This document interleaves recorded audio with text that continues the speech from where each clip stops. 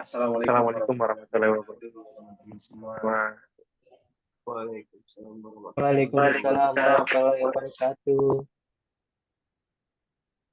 Sebelumnya di sini kita akan membahas tentang kebudayaan Islam ya, teman-teman. Di sini boleh memperkenalkan dulu nih, ada siapa aja di sini. Baik, Pak.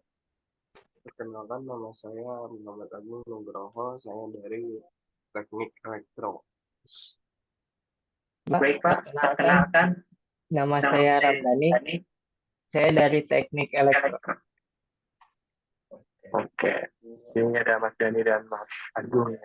Jadi kita akan membahas atau mengulik jauh nih tentang kebudayaan Islam. Kebudayaan Islam itu bukan hanya tentang isi tentang tradisi, tapi juga ada nilai-nilai yang kita bisa ambil. Ya, sebelumnya kita mulai nih, ada pantun dari saya. Ke masjid berdoa di pagi hari, hati tenang dan terasa. Lestarikan budaya setiap hari agar apa tetap terjaga. Ya, Pak.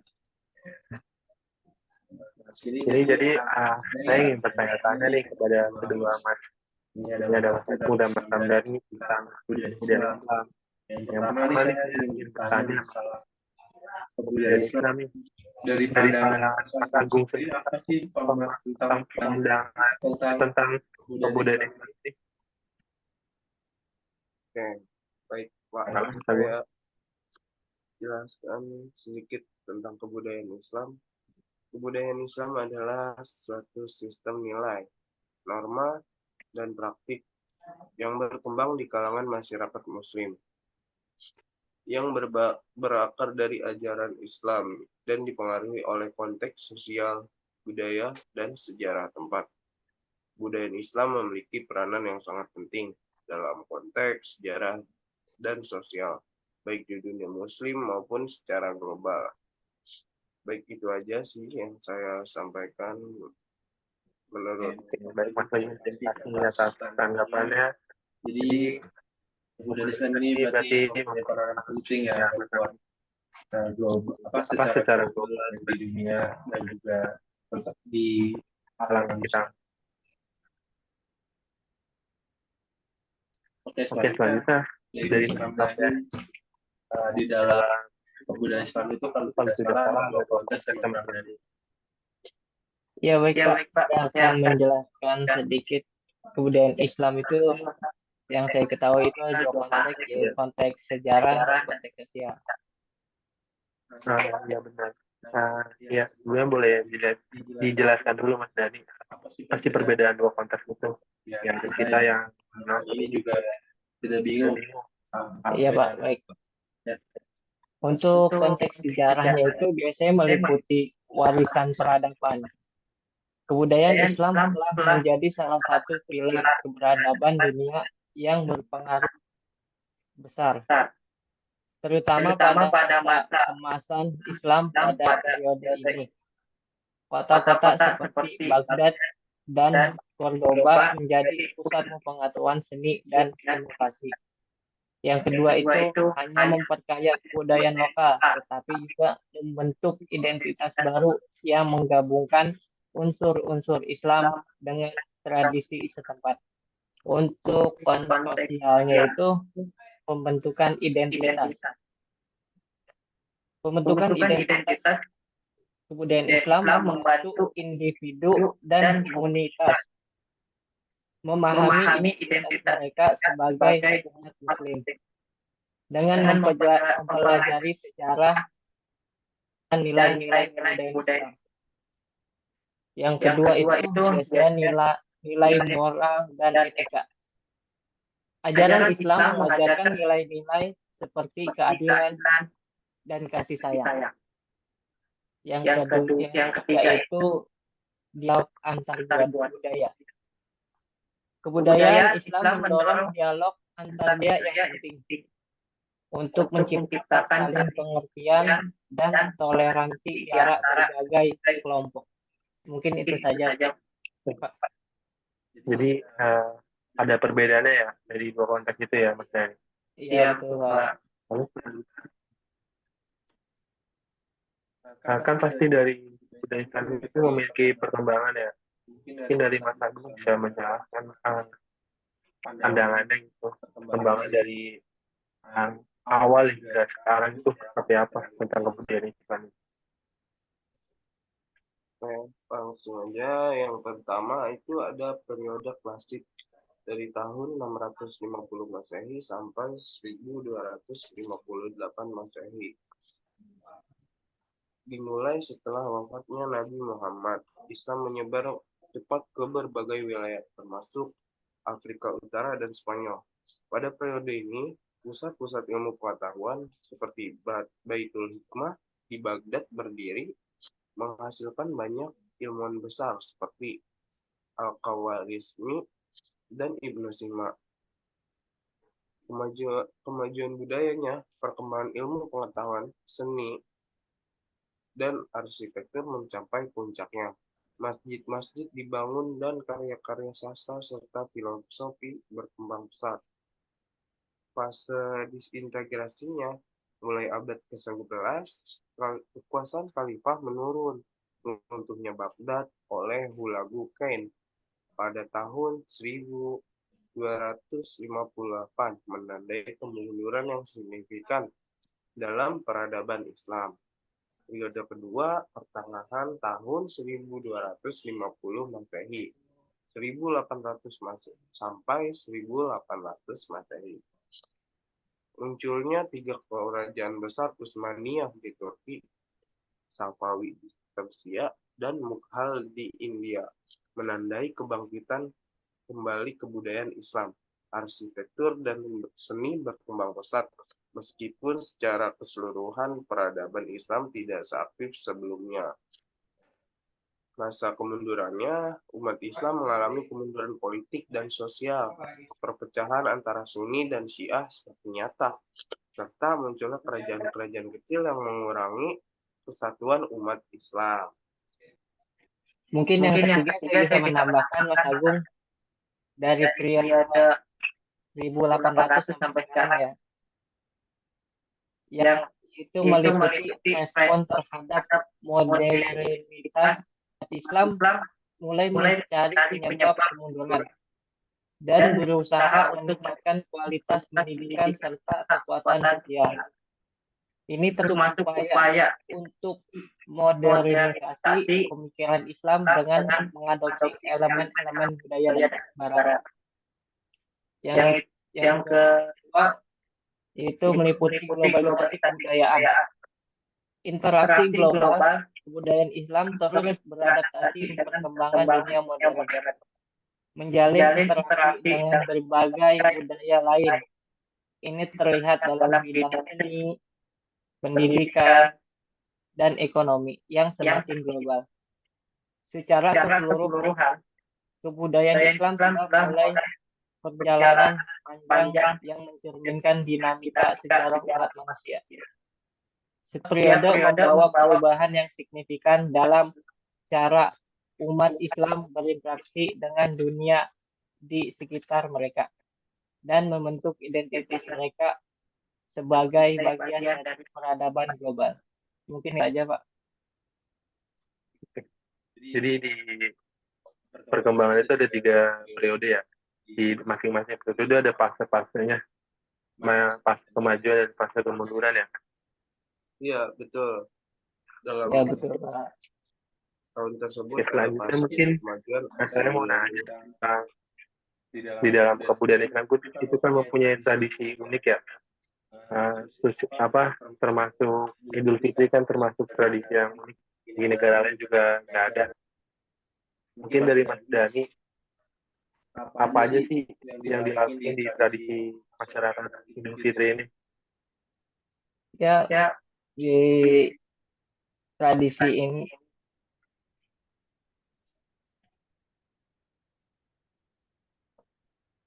biasanya masyarakat daerah itu ada tradisi unik, yaitu pada biasanya masyarakat daerah itu ada tradisi uniknya, yaitu biasanya di Idul Fitri dan Idul Adha. Idul Fitri yang dirayakan pada tanggal 1 Syawal dari akhir bulan Ramadan, bulan puasa bagi umat Islam. Perayaan ini merupakan hak untuk bersyukur atas keberhasilan menjalankan ibadah puasa dan memohon ampunan atas dosa-dosa yang telah dilakukan. Biasanya tradisi tilangnya itu halal bihalal. Di Indonesia, tradisi ini menjadi sangat populer setelah Idul Fitri, di mana umat Muslim saling bermaaf-maafan dan silaturahmi dengan keluarga serta teman-teman. Halal bihalal merupakan bentuk hubungan sosial dan menciptakan keharmonisan di antara umat Muslim. Yang kedua itu Syawalan.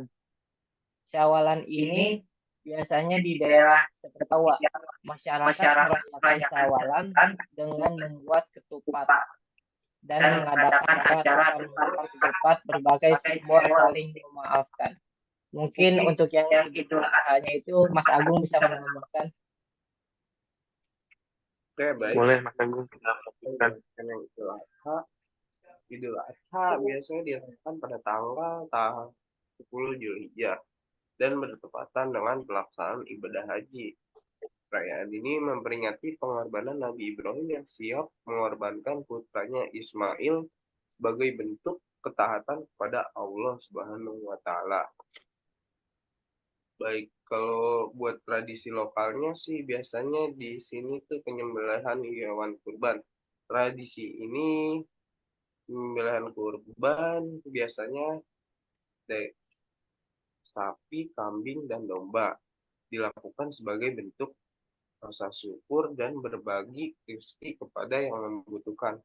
Daging kurban biasanya dibagikan kepada keluarga, tetangga, dan orang-orang yang kurang mampu.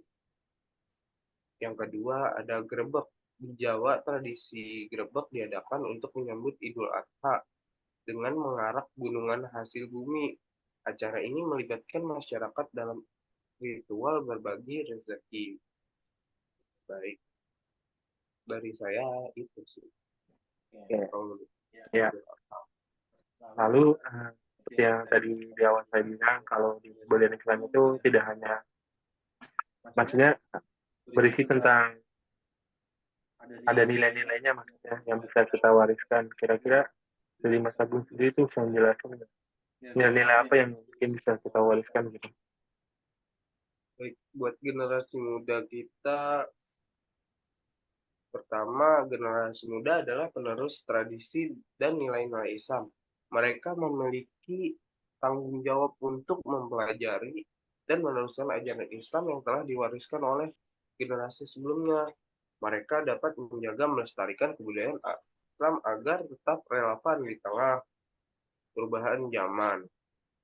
Yang kedua, generasi muda dikenal dengan kreativitas dan inovasinya. Dengan memanfaatkan teknologi dan media sosial, mereka dapat menyebarkan nilai kebudayaan Islam dengan cara menarik bagi generasi lain. Misalnya melalui pembuatan konten digital, film, atau seni yang mengangkat tema-tema Islam. Mereka dapat menarik perhatian masyarakat luas dan memperkenalkan kebudayaan Islam dengan cara yang modern. Yang ketiga, generasi muda dapat terlibat aktif dalam komunitas melalui kegiatan sosial dan budaya yang berkaitan dengan Islam.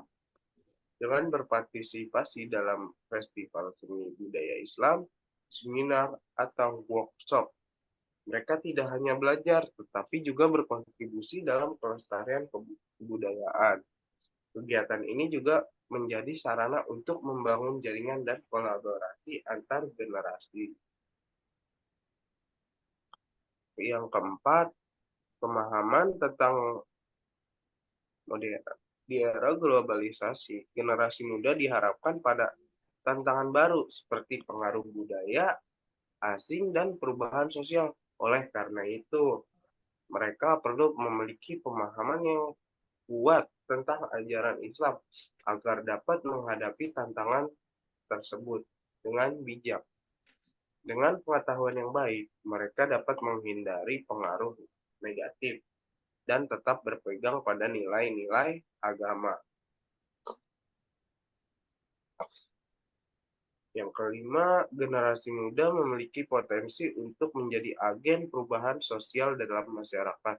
Dengan semangat idealisme dan energi yang dimiliki, mereka dapat menggerakkan masyarakat untuk mengambil kepada nilai-nilai Islam yang murni serta memperkuat solidaritas sosial di antara Muslim. Sangat penting untuk menciptakan masyarakat yang harmonis dan berkeadilan. Yang terakhir, pendidikan agama. Pendidikan agama menjadi kunci bagi generasi muda untuk memahami ajaran Islam secara mendalam. Mereka harus didorong untuk belajar tentang syariat Islam dan sejarahnya agar dapat menerapkan prinsip-prinsip tersebut dalam kehidupan sehari-hari. Melalui pendidikan yang baik, mereka akan lebih siap melestarikan kebudayaan Islam di masa depan. Secara keseluruhan, peran generasi muda dalam melestarikan Islam tidak bisa dianggap remeh.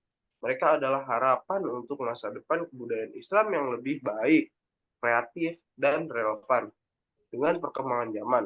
Dengan dukungan pendidikan yang tepat dan kesempatan untuk berpartisipasi aktif dalam masyarakat, generasi muda menjadi pilar utama dalam menjaga warisan budaya ini. Kalau dari saya itu sih Pak, nilai-nilai budaya Islam yang harus Oke, baik Mas Agung.